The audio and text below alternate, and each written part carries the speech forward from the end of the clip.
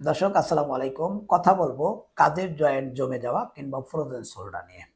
আমরা শোল্ডার বলতে আমরা জয়েন্টের যে কাঁধের জয়েন্ট বলতে আমরা এই জয়েন্টটা যদি কোনো কারণে জমে যায় কিংবা ফ্রোজেন হয়ে যায়। ফ্রোজেন মানে হচ্ছে জমে যাওয়া।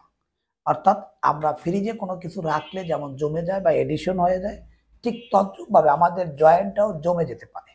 এটাকে আমরা বলি ফ্রোজেন শোল্ডার। আমরা বাংলা ভাষায় সহজে বোঝানোর জন্য বলি কাঁধের জয়েন্ট জমে যাওয়া। তো দর্শক কি কারণে কাঁধের জয়েন্ট জ্বলতে পারে? আমরা যদি একটু দেখি বয়সের দিক থেকে যদি দেখি 40 প্লাস বিশেষ করে পুরুষের ক্ষেত্রে, মহিলাদের ক্ষেত্রে বিশেষ করে 40 বছরের বয়স থেকেই পর থেকেই ফ্রোজেন শোল্ডার দেখা দেয়। পুরুষের ক্ষেত্রে স্বাভাবিক তো 40 প্লাস যদি বলি 45 বছর বয়স থেকে কিংবা 42 বছর বয়স থেকে এই জাতীয় সিমটম গুলো বেশি দেখা যায়। এখান থেকে যে কোনো বয়সে হতে পারে 80 বছর, 90 বছর, 100 বছর। কিন্তু শুরুটা স্বাভাবিক তো এই 40 থেকেই হয়। আর যদি ফিমেলদের ভিতরে মেল এবং ফিমেল যদি আমরা ভাগ করি, মহিলাদের ক্ষেত্রে এই কাঁধের জয়েন্ট জমে যাওয়া রোগটা সবচেয়ে বেশি পাই আমরা প্র্যাকটিস লাইফে এবং পুরুষের তুলনামূলকভাবে অনেক অংশে বেশি। পুরুষের সংখ্যা একটু কম। এরপর আমরা আসি কোনো ট্রমাটিক কেস, অর্থাৎ আপনি যদি পূর্বে কোনো আঘাত পেয়ে থাকেন, সেখান থেকে যদি জয়েন্টকে ইমোবিলাইজ করে রাখেন, মুভমেন্ট কমাই দেন, সেক্ষেত্রে জয়েন্টটা জমে যেতে পারে, অর্থাৎ ফ্রোজেন হয়ে যেতে পারে। এরপর হতে পারে অনেক সময় দেখা যায় যে আঘাত পাওয়ার পরে অথবা অনেকে দেখা যায় চেয়ারে বসে আছে সেখান থেকে পড়ে যেতে পারেন যে কোনো কারণেই। পড়ে যাওয়ার ফলে আমাদের এখান থেকে এই শোল্ডার জয়েন্ট পর্যন্ত এই যে লম্বা হাড়টা এর মাথায় আছে, এটাকে বলি হেড অফ দ্য হিউমেরাস।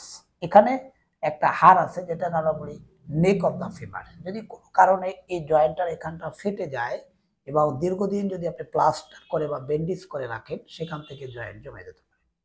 এরপর হতে পারে যারা স্ট্রোক করে, হেমিপ্লেজিয়া পেশেন্ট, যাদের on half side body paralysed হয়ে যায় ব্রেন স্ট্রোক থেকে, দেখবেন ওই জাতীয় রোগীরও মুভমেন্ট কম থাকার কারণে জয়েন্ট আস্তে আস্তে আস্তে আস্তে অ্যাডিশন হয়, জমে যায়।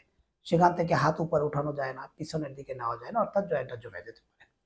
এরপর অনেক সময় আঘাতের কারণে জয়েন্ট ডিসলোকেট হয়ে যায়, অর্থাৎ জয়েন্টের যে নর্মাল আর্টিকুলেশন সেটা অনেক সময় ঠিক থাকে না, সেটা অনেক সময় সরে যায় আঘাতের কারণে, টান লেগে। অনেক সময় দেখা যায় যে ফ্রেন্ড সার্কেলরা একাত্র হয়ে হাতে টান দিচ্ছেন, সেখান থেকে শোল্ডার জয়েন্টটা ছুটে যেতে পারে। এরপর এটাকে কি করতে হয়? কারেকশন করতে হয়। কারেকশন করার পরে বেশ কিছুদিন জয়েন্টটাকে আপনার সাপোর্ট দিয়ে রাখতে হয়। তখন একটা নির্দিষ্ট সময়ের পর জয়েন্টটা জমে যেতে পারে। এরপর হতে পারে কিছু হতে পারে যেমন ডায়াবেটিকস পেশেন্ট, এরপর হতে পারে থাইরয়েড পেশেন্ট। আমরা স্বাভাবিক তো কোনো কারণ ছাড়াই যেই ফ্রোজেন শোল্ডারের রোগীগুলো পেয়ে থাকি, তার অধিকাংশ পেশেন্টেরই ডায়াবেটিকস রয়েছে।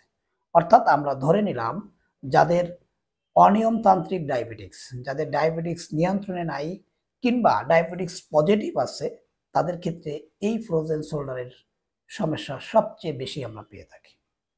এরপর হতে পারে বেশ কিছু সার্জিক্যাল প্রসিডিওর, যেমন মহিলাদের ব্রেস্ট সার্জারি। এরপরে স্বাভাবিক তো জয়েন্টটাকে আমরা রেস্ট্রিকশন করে ফেলেন, কারণ উপরে হাত উঠাতে গেলে ব্রেস্টে পেইন হতে পারে, সেখান থেকে জয়েন্ট ইমোবিলাইজ হয়ে যেতে পারে। এরপর অনেক সময় দেখা যায় যে আমাদের এই শোল্ডারের সার্জারির প্রয়োজন হতে পারে, ফ্র্যাকচারের পরে সার্জারি হতে পারে, যে কোনো সার্জিক্যাল প্রসিডিওরের পরে জয়েন্ট জমে যেতে পারে। অনেক ক্ষেত্রে আমরা দেখি হিউমেরাসের মাঝখান থেকে ভেঙে যায়, সেই জয়েন্টটাকে সাপোর্ট দিয়ে ইমোবিলাইজ করে রাখতে হয়। সেখান থেকে আমরা পরবর্তী সেকেন্ডারি কমপ্লিকেশন হিসাবে ফ্রোজেন শোল্ডার পেয়ে থাকি।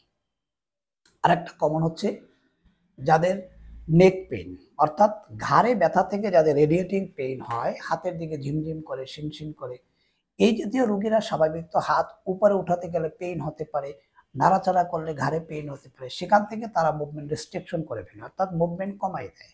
তো একটা জয়েন্ট যখন ফুল রেঞ্জে মুভমেন্ট না হয়, একটা নির্দিষ্ট সময়ের পর সেকেন্ডারি কমপ্লিকেশন অর্থাৎ পরবর্তী সমস্যা ফ্রোজেন শোল্ডার ডেভেলপ করতে পারে। তো দর্শক, অসংখ্য কারণ আমরা ফ্রোজেন শোল্ডারে পেলাম। এবার আমরা একটু দেখি এই জাতীয় কাঁধের জয়েন্ট জমে গেলে কি কি সমস্যা হতে পারে, কি কি সিমটম আমরা পেয়ে থাকি। আমরা রোগীদেরকে কয়েকটা কোশ্চেন করলেই আমরা ধরে ফেলতে পারি এটা ফ্রোজেন শোল্ডার। নাম্বার 1, আমরা স্বাভাবিকত বলি আপনি হাত উপরে উঠান। রোগী একটা পর্যায়ে এভাবে উঠানোর পরে দেখবেন যে উঠাতে গেলে মনে হচ্ছে পুরো বডি উঠে যাচ্ছে, আর উঠানো যায় না, অর্থাৎ তার সিভিয়ার পেইন। এটা একটা এক্সামিনেশন। এরপর আমরা রোগীকে বলি আপনি কি মাথা আশ্রাইতে পারেন হাত দিয়ে? রোগী বলে যে না, এ পর্যন্ত নিতে পারি, আর পারি না। এটা ফ্রোজেন শোল্ডারের লক্ষণ। আবার রোগীরা দেখা যায় কাপড় চোপড় গায়ে দিতে, বিশেষ করে মেল ফিমেল উভয়েরই কাপড় চোপড় এই জয়েন্টের ভিতরে হাতা ঢুকাইয়া এটাকে যখন পড়তে হয় এই হাতাটা উঠানো খুব কষ্ট। তো আবার গোসল করতে গেলে গোসল করে কাপড়টাকে আপনার ঠিক মতো ধুয়ে যখন চিবাইয়ে পানি ফেলাইতে যায় তখন খুব সিভিয়ার পেইন হয়।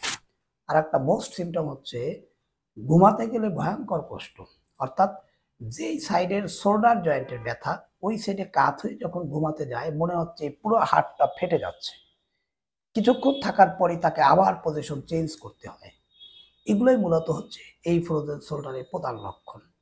এবার আমরা আসি আসলে এই জাতীয় রোগীদের ক্ষেত্রে করণীয় কি। আমরা যদি একটু ডিপলি চিন্তা করি, অসংখ্য ফ্রোজেন শোল্ডারের রোগী দেখা যায় যে দীর্ঘমেয়াদী কিন্তু ব্যথা ভালো হচ্ছে না, কোনোভাবেই পেইন কমছে না। আবার অনেকেই দেখা যায় ব্যথার ওষুধ খেতে খেতে মাসকে মাস পার করতেছেন, কিন্তু যখন খাচ্ছেন কিছুটা ব্যথা কমছে, কিন্তু তার জয়েন্ট কিন্তু ফ্রি হচ্ছে না, ব্যথাটাকে থামাই রাখা হচ্ছে।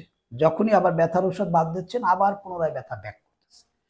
এই জন্য আমরা চিকিৎসার পূর্ব শর্তই হচ্ছে আপনাকে সঠিকভাবে অ্যাসেসমেন্ট করা, অর্থাৎ আমাদের কনফিডেন্স ফিজিওথেরাপি বিশেষ করে আমার কাছে যারা আসে স্বাভাবিক তো আমরা একটা রোগীকে ফিজিক্যালি এক্সাম অ্যাসেসমেন্ট করি, তার জয়েন্টটা কোথা থেকে জমলো, কোন কোন মাসেলগুলো ইনভলভমেন্ট আছে, এবং আমরা গনিওমিটার দিয়ে মেপে দেখি যে তার কতটুকু রেঞ্জ উপরে উঠতেছে, কতদিন ট্রিটমেন্ট করলে পরে রেঞ্জ ফুল হতে পারে, এটাকে আমরা আইডেন্টিটি করি আগে। করার পরে আমরা একটা ট্রিটমেন্ট প্ল্যান তৈরি করি।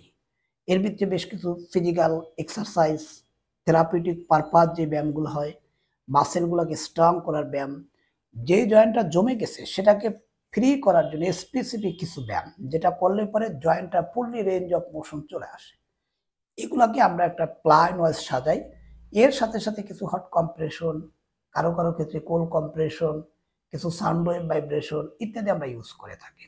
এরপর পাশাপাশি তাকে কিছু হোম অ্যাডভাইস দেই, অর্থাৎ আপনি বাসায় কি কি করবেন এরকম একটা চার্ট বা একটা ধারণা আমরা দিয়ে থাকি, যেটা উনি ফলো করলে আশা করা যায় এই আমাদের যে ট্রিটমেন্ট প্ল্যান এটাকে যদি কেউ রেগুলার মেনটেন্স করে, আমরা যে ডেট দেই ফিজিওথেরাপিতে স্পেসিফিক কিছু ডেট থাকে, অর্থাৎ এতদিন থেরাপিটা করা দরকার।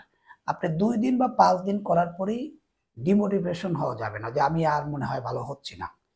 এটার একজন ফিজিওথেরাপিস্ট যখন একজন রোগীকে অ্যাসেসমেন্ট করে সঠিকভাবে একটা ডেট দেয় আপনার এতদিনের জন্য এই কোর্সটা করতে হবে, অবশ্যই সেই ডেটটাকে আপনাকে ফলো করা দরকার, তাহলেই এই ফ্রোজেন শোল্ডার পরিপূর্ণভাবে ভালো করা সম্ভব।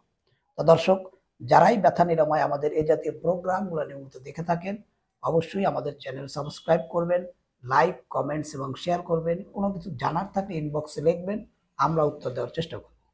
দর্শক, আজকে এই পর্যন্তই, আবারও আসবো অন্য কোনো টপিকস নিয়ে। আসসালামু আলাইকুম।